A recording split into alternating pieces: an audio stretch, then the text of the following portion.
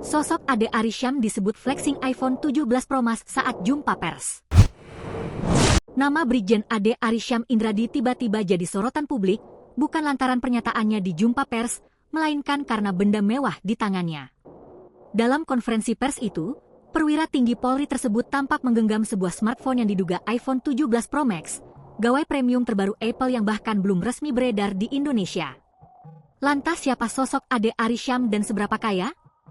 Pasalnya, iPhone 17 Pro Max baru diluncurkan secara global pada 19 September 2025 dan dibanderol dengan harga fantastis. Brigjen Pol Ade Arysyam Indradi menjadi salah satu perwira tinggi Polri yang mendapat promosi jabatan dalam mutasi terbaru Polri edisi Agustus 2025. Lulusan Akademi Kepolisian, Akpol, tahun 1998 ini resmi menjabat sebagai Karomulmet Divhumas Polri dan pecah bintang menjadi Jenderal Bintang 1. Karomulmet Divhumas Polri merupakan singkatan dari Kepala Biro Multimedia Divisi Humas Polri, dengan tugas utama mengelola media informasi berbasis internet, termasuk website resmi, media sosial, hingga platform digital lainnya.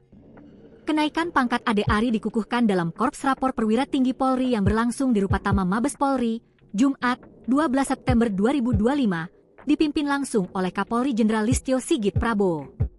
Menurut data dari Laporan Harta Kekayaan Penyelenggara Negara, LHKPN, Ade Ary memiliki harta sebanyak Rp2.379.550.000 pada 16 Februari 2023 yang terbagi sebagai berikut.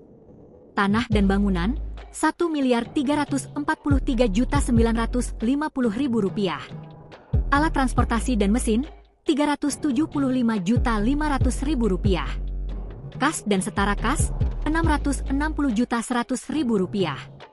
Subtotal Rp2.379.550.000. Tanpa hutang.